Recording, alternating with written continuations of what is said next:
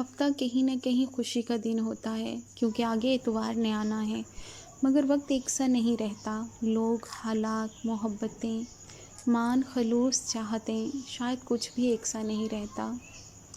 جب ہم چھوٹے تھے اور چھٹی کا دن آتا تھا تو بہت خوشی ہوتی تھی۔ خیر سبھی فراغت اور سکون چاہتے ہیں، سو آپ جتنے مرضی لائق ہوں، چھٹی کی خوشی سے انکار نہیں کر سکتے۔ کہیں پر بھی بدلاؤ محسوس کرو تو بس ایک ہی آیت یاد آتی ہے کہ اوہ یہ وہ دن ہیں جو لوگوں کے درمیان پھیرے جاتے ہیں۔ ہم لوگ چاہتے ہیں کہ سب ایک سا رہے، مگر سب ایک سا رہنا ممکن ہی نہیں۔